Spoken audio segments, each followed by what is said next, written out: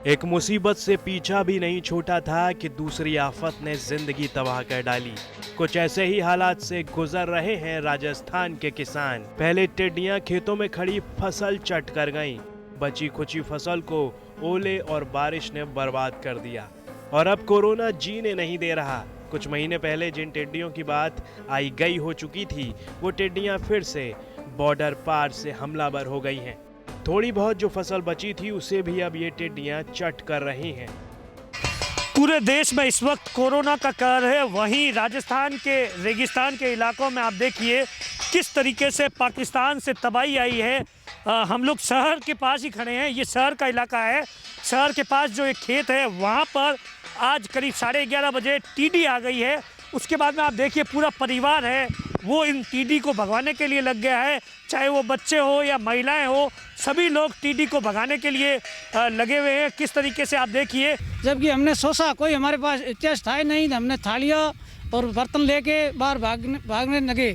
जब तो हमारे खेत से टीडियाँ भागने लगी। थाली और परात सबको बजा रहे थे। बजाने से टीडी ऊपर की ओर उड़ रहे और वापस भी आ रहे। करे तो करे क्या। बाड़मेर, जैसलमेर, श्रीगंगानगर और जोधपुर समेत दर्जन भर जिले ऐसे हैं जहां टिड्डियों ने आतंक मचा रखा है। टिड्डियों का झुंड नागौर के खींवसर तक पहुंच गया, जिसके बाद आरएलपी के सांसद हनुमान बेनीवाल ने एक खत लिखकर सूबे के सीएम और केंद्रीय कृषि मंत्री को इस हालात की जानकारी दी है। खत में लिखा है कि अगर वक्त रहते इन्हें रोका नहीं गया तो भारी नुकसान हो सकता है। बॉर्डर वाले जिलों में खुद अधिकारी अब बीएसएफ और टिड्डी नियंत्रण विभाग के अधिकारियों के साथ बैठक कर इस समस्या का समाधान खोजने की कोशिश कर रहे हैं।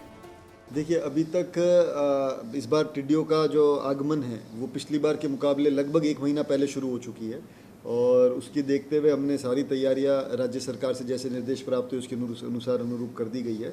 अभी यहाँ पर 7-8 गाड़ियाँ कंट्रोल व्हीकल्स लग रहे हैं। 1500 हेक्टेयर में कंट्रोल किया जा चुका है और इस बार हमने एलसी विभाग को कहा है, उनको उनके विभाग मतलब ऊपर के सीनियर अधिकारी से उनको भी डायरेक्शंस है।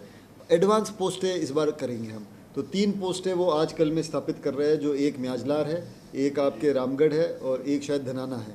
तो वो वहाँ पर ही उनकी टीम्स स्टेशन रहेगी और ऐसे ही उन्होंने 9 या 10 पॉइंट आइडेंटिफाई किए जो आने वाले 10, 15, 20 दिनों में वो अलग अलग पॉइंट्स पे बॉर्डर के उधर ही इनके खुद के आदमी पहले वहीं रहेंगे ताकि आने की सूचना हमें किसी और से मिले। इससे पहले हमारा ही सिस्टम सबसे पहला होना चाहिए जो ये देखे कि कहीं बॉर्डर से टिड्डी आ रही है। तो उसको देखते हुए अभी तक तो सिचुएशन काफ़ी कंट्रोल में है। पाकिस्तान की सीमा से सटे जैसलमेर, बाड़मेर और श्रीगंगानगर की सीमा के कई इलाकों में पिछले 2 दिनों से जबरदस्त टिड्डियों का हमला हुआ है।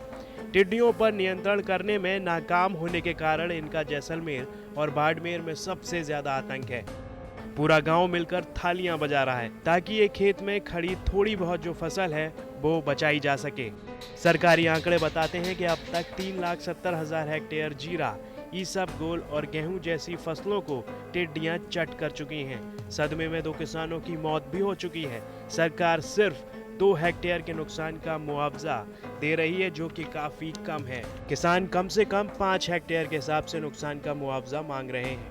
जनवरी महीने तक प्रदेश के 6 जिलों के 45,000 किसानों को लगभग 76 करोड़ रुपए की सहायता राशि भेजी गई थी। राज्य आपदा प्रबंधन फंड में केंद्र का 75% और राज्य का 25% हिस्सा होता है, लेकिन किसानों के नुकसान की अब तक भरपाई नहीं हो पाई है और मौजूदा हालात में तो राहत की कोई उम्मीद नजर भी नहीं आती। राजस्थान तक के लिए जैसलमेर से विमल भाटिया और बाड़मेर से दिनेश बोहरा के साथ अनुराग सिन्हा की रिपोर्ट।